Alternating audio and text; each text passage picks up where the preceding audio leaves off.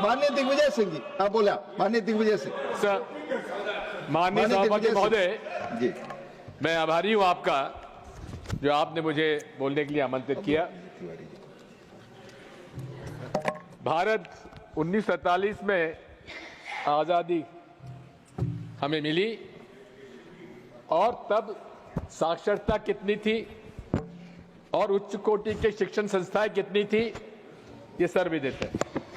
लेकिन पिछले 78 वर्षों में जिस प्रकार से हमारे देश में साक्षरता बढ़ी है, शिक्षण संस्थाओं की गुणवत्ता बढ़ी है, वो अपने आप में ऐतिहासिक है। विज्ञान और प्रौद्योगिक तकनीक को महत्व दिया गया और इंस्टीट्यूट ऑफ एक्सेलेंस स्थापित हुए।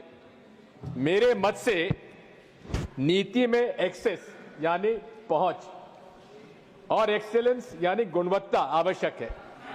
पहुंच ज्योग्राफिकली भी और फाइनेंशियली भी गरीबों के लिए एक्सेलेंट अच्छी गुणवत्ता की शिक्षा उन्हें प्राप्त हो, यह हमारा प्रयास होना चाहिए। अब पिछले 11 वर्षों में क्या हुआ उस पर हमें चर्चा करनी है। 2020 में न्यू एजुकेशन पॉलिसी आई। अब न्यू एजुकेशन पॉलिसी में जो पॉलिसी स्टेटमेंट है उसको मैं कोट करना चाहता हूं। It aims at producing engaged,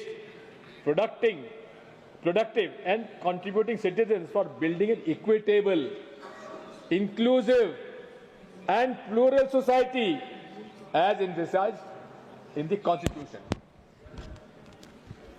माननीय सभापति जी, क्या नई एजुकेशन पॉलिसी के क्रियान्वयन में इस पॉलिसी स्टेटमेंट का पालन हो रहा है? उस पर हमें देखना पड़ेगा। कस्तूरी रंगन जी की रिपोर्ट जो थी वो ड्राफ्ट कुछ और था और जो सरकार ने न्यू एजुकेशन पॉलिसी घोषित की वो कुछ और थी। 1986 में जब नई एजुकेशन पॉलिसी आई थी, मैं लोकसभा का सदस्य था उस समय। उस पर लोकसभा में चर्चा हुई थी, सदन में चर्चा हुई थी, लेकिन 2020 के न्यू एजुकेशन पॉलिसी की कोई चर्चा सदन में नहीं हुई। अब बात यही है, क्या गरीबों के लिए न्यू एजुकेशन पॉलिसी में एक्सेस है, पहुंच है और एक्सीलेंस की तरफ हम लोग जा रहे हैं कि नहीं जा रहे हैं, यह विषय है। बात यही है कि क्या नई एजुकेशन पॉलिसी आने के बाद स्कूली शिक्षा और उच्च शिक्षा महंगी होगी या नहीं होगी? क्या उच्च कोटि की शिक्षा के लिए उच्च कोटि के शिक्षकों का चयन होगा या नहीं होगा? क्या उच्च कोटि का प्रशिक्षण उनका होगा कि नहीं होगा? क्या उच्च कोटि की शिक्षा के लिए वाइस चांसलर्स व प्रोफेसर्स का चयन ठीक होगा कि नहीं होगा? इन सब बातों को लेकर हमें इस पर चर्चा करनी है। मैं आपसे निवेदन करना चाहता हूं कि न्यू एजुकेशन पॉलिसी में जो यूनिवर्सल एक्सेस का उद्देश्य बताया है, मैं उससे सहमत हूं और इसीलिए आंगनवाड़ी यानी कि 3 वर्ष से लेकर 18 वर्ष तक बच्चों के लिए यूनिवर्सल एक्सेस की नई शिक्षा पॉलिसी में उसका समावेश किया। मैं उसके पक्षधर हूं। लेकिन क्या विमेन चाइल्ड डेवलपमेंट, महिला बाल कल्याण व शिक्षा विभाग का जो कन्वर्जेंस होना चाहिए प्री प्राइमरी लिटरेसी में और बाद में, उस पर आज भी कंफ्यूजन है। 5 साल हो गए न्यू एजुकेशन पॉलिसी को। मैं कहना चाहता हूं कि बाल वाटिका में बच्चों को मिड डे मील पीएम पोषण से दिलाया जाता है जो एजुकेशन विभाग में है, और आंगनवाड़ी को सक्षम आंगनवाड़ी योजना से मिलता है। नेशनल गाइडलाइन ऑफ फंडिंग में असमानता है। शिक्षकों का प्रशिक्षण भी व्यवस्था अलग है। कहने का मेरा मतलब है कि अभी भी शिक्षा विभाग और महिला बाल विकास ने जो समन्वय करना चाहिए था, होना चाहिए था, वो नहीं हुआ है। मेरा ये सुझाव है, माननीय मंत्री जी, इसे गंभीरता से लेने की आवश्यकता है।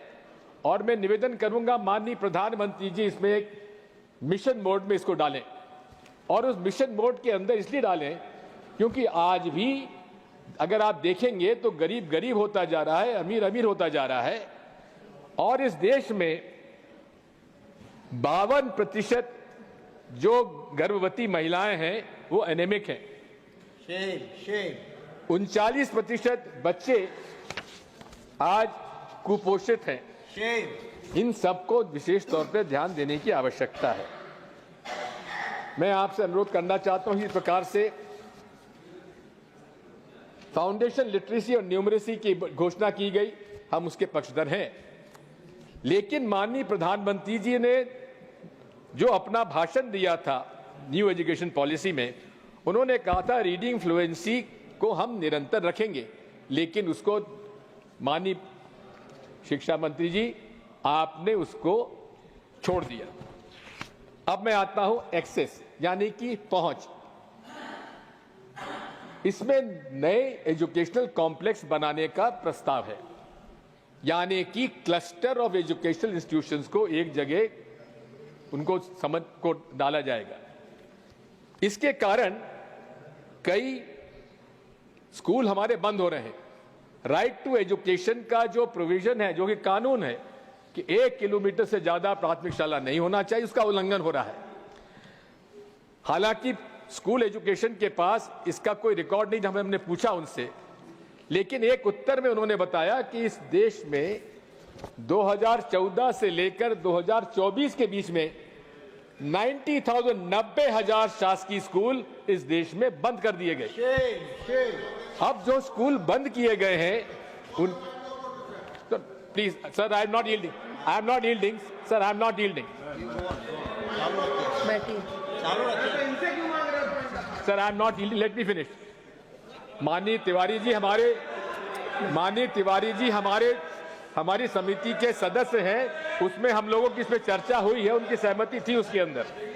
मैं इसी की बात कहना चाहता हूं कि जहां ग्रॉस एनरोलमेंट रेशियो बड़ा है, हम स्वीकार करते हैं, जीईआर बड़ा है, वहीं ड्रॉप आउट रेट कम हुई है, हम उसकी प्रशंसा करते हैं। लेकिन यदि जब जीईआर बड़ा है और ड्रॉप आउट रेट कम हुई है तो छात्रों की संख्या बढ़ी है। लेकिन छात्रों की संख्या जब बढ़ी है तो क्या शिक्षकों के पद बढ़े? क्या उसके लिए समग्र शिक्षा अभियान के अंतर्गत बजट बढ़ा है? बजट नहीं बढ़ पाया है। मैं आपसे अनुरोध करना चाहता हूं, यही नहीं है, मध्य प्रदेश का मैं आपसे कहना चाहता हूं, 30,000 स्कूल बंद किए गए। और साथ में अब आप बताइए, जो गरीबों के बच्चे शासकीय स्कूल में पढ़ते हैं वो कहां जाएंगे? वो निराश होकर उन्हें निजी स्कूलों में जाना पड़ेगा। और ये